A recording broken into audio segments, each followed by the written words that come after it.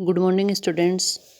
आज अपन plant ecology and economic botany में जो अपने इकोनॉमिक बॉटनी का जो पोर्शन है उसको स्टार्ट करते हैं और उसमें ओरिजिन ऑफ कल्टीवेटेड प्लांट्स के बारे में पढ़ते हैं।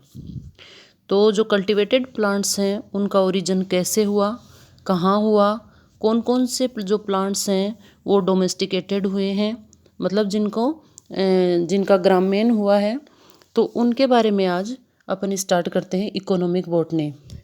तो पृथ्वी के ऊपर जो फ्लोरिंग प्लांट थे उसकी लगभग 2 लाख जातियां हैं वो पाई जाती हैं, लेकिन उनमें जो 20,000 जातियां हैं वो ये जो कल्टीवेटेड प्लांट के रूप में विकसित कर ली गई हैं। मतलब 2 लाख जो फ्लोरिंग प्लांट हैं उनमें से 20,000 जातियां हैं वो कल्टीवेटेड हो चुकी हैं। और ये जो कल्टीवेटेड जो स्पीसीज हैं या प्लांट्स की वो जंगली पादपों से ही विकसित हुई हैं और इसी को एक तरह से डोमेस्टिकेशन कहा गया है। तो डोमेस्टिकेशन क्या होता है? डोमेस्टिकेशन वह क्रिया है जिसके अंतर्गत उपयोगिता के आधार पर जंगली जो पादप जातियां हैं उनको मानव प्रबंधन के अंतर्गत लाया जाता है और इसमें अधिकांश फसली प्लांट्स जो क्रॉप प्लांट्स हैं को हम आज के युग में उगाते हैं। तो ये डोमेस्टिकेशन की जो प्रक्रिया थी ये लंबे प्राग ऐतिहासिक टाइम से ही मनुष्य के द्वारा की जा रही है। तो डोमेस्टिकेशन से क्या होता है, जो क्रॉप प्लांट हैं उनमें अनेक चेंज आते हैं, अनेक परिवर्तन आते हैं और उसमें कुछ सुधार भी हुए हैं, जिससे क्या हुआ कि जो जंगली स्पीसीज थी या जो जंगली जो प्लांट्स थे उनके जो पेरेंट्स थे, जनक थे, उनसे वो स्पीसीज भिन्न हो गई हैं और भिन्न होने से उनको पहचानना भी मुश्किल हो गया है। मतलब अपन आज जो डोमेस्टिकेटेड प्लांट्स हैं उनको पहचान के ये नहीं बता सकते कि उनका जो पूर्वज है वो कोई ये जो जंगली जातियां थी, क्योंकि उनमें इतने चेंज और सुधार हुए हैं। तो इस आधार पे जो डोमेस्टिकेटेड प्लांट्स थे वो जंगली पूर्वजों से ही उनमें विभिन्नताएं आई हैं और ये विभिन्नताएं उनमें मनुष्य के द्वारा चयन और प्राकृतिक संकरण के कारण आए। तो 2 कारण रहे हैं जिसके कारण उनमें इम्प्रूवमेंट हुए हैं। तो एक तो है मनुष्य के द्वारा चयन और दूसरा है प्राकृतिक संकरण। इस आधार पे जो डोमेस्टिकेटेड प्लांट्स हैं वो जंगली पादपों में उनमें व्यापक परिवर्तन हुए, विभिन्नताएं आई और चयन हुआ उनमें, उनके फलस्वरूप उनका वो उत्पन्न हुई हैं डोमेस्टिकेटेड जो क्रॉप प्लांट हैं वो। तो इसमें 2 प्रकार के प्रभाव देखने को मिले हैं, एक तो आर्टिफिशियल सिलेक्शन और दूसरा है इसमें नेचुरल सिलेक्शन। तो आर्टिफिशियल और नेचुरल सिलेक्शन दोनों के कारण पीढ़ी दर पीढ़ी इनमें चेंज आया और जो प्लांट्स थे उनमें वो एक दूसरे से भिन्न होते गए, साथ ही वो अपने पूर्वज जो जंगली पादप थे उनसे भी अलग होते गए। और यही कारण है कि जो डोमेस्टिकेटेड प्लांट या क्रॉप प्लांट हैं वो मूल जंगली जनक पादप उनके अभी भी ज्ञात नहीं है। तो इस तरह से लगभग ये सभी लक्षणों में इनमें परिवर्तन आ चुके हैं, परंतु उन लक्षणों में अधिक स्पष्ट परिवर्तन महसूस हुआ है जो उपयोगी थे। मतलब जो इनका पार्ट उपयोगी था उसमें ज़्यादा चेंज आए हैं, क्योंकि मानव द्वारा उपयोगी जो लक्षणों वाले जो पादपों का जो चयन था वो ही किया गया था, जो उनको उपयोगिता के आधार पे ही उनका चयन हुआ था, सिलेक्शन था, उसका पर्पज़ उपयोगिता था। इस आधार पे इनमें उपयोगी पार्ट में ज़्यादा चेंज हुए हैं। तो अब हैं कुछ सेंटर्स हैं ओरिजिन ऑफ कल्टीवेटेड प्लांट्स के। वो सेंटर कौन कौन से हैं? जैसे उत्पत्ति, और उन उत्पत्ति का काल क्या था, उत्पत्ति का स्थल क्या था, और वहाँ वो कौन कौन से मतलब स्थानों में उसका प्रसार हुआ है, इसमें कुछ रिसर्च हुई है। तो उसके आधार पे कई साइंटिस्ट ने अपने मत प्रकट किए हैं। तो सबसे पहले अपन पढ़ेंगे डी कंडोले का कार्य कि डी कंडोले ने क्या कंट्रीब्यूशन किया है इसके अंतर्गत, जिसमें उसने कौन कौन से क्षेत्र बांटे हैं जहाँ पे इन डोमेस्टिकेटेड जो प्लांट हैं वो बने हैं या जो नई जातियाँ जो क्रॉप प्लांट हैं उनका विकास हुआ है। तो डी कंडोले ने अपने जो अध्ययन थे उनको कुछ उन्होंने डाटाज इकट्ठे किए, उनका निष्कर्ष निकाला।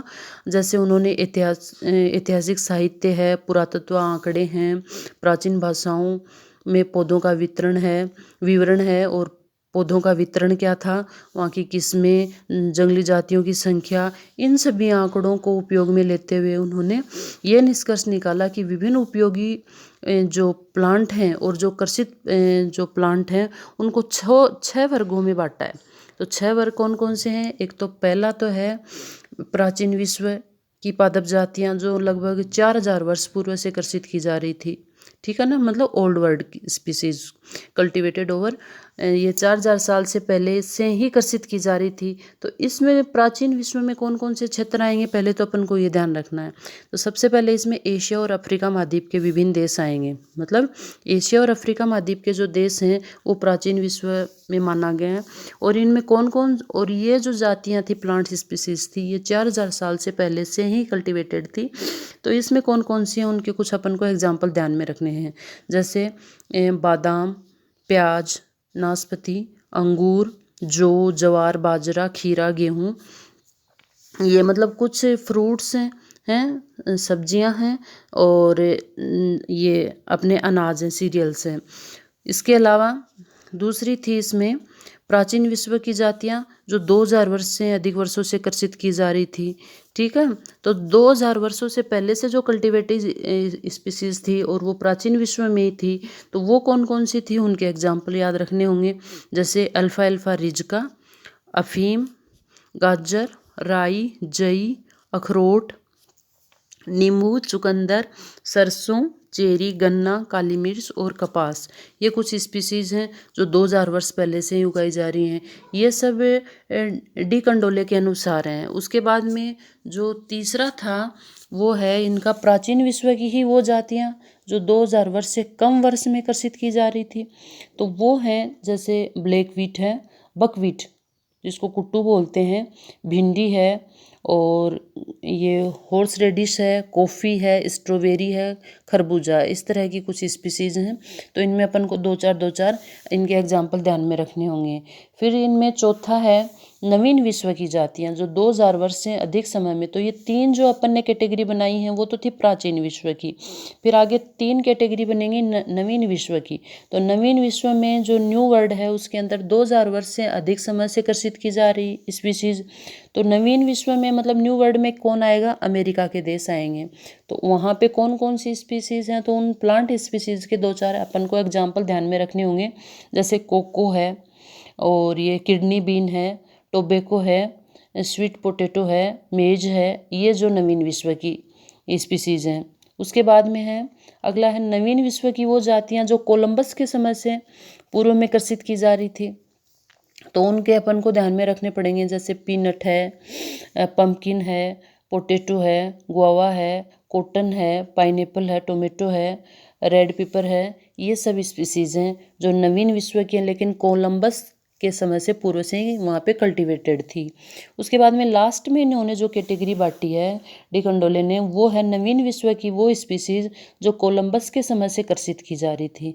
तो एक तो कोलंबस से पहले और एक कोलंबस के टाइम में। तो कोलंबस के टाइम में कौन कौन सी थी, वो हैं जैसे ब्लूबेरी है, सिनकोना है, ड्यूबेरी है, ब्लैकबेरी है, और गूजबेरी है, बेर है, रबर है, स्ट्रॉबेरी है।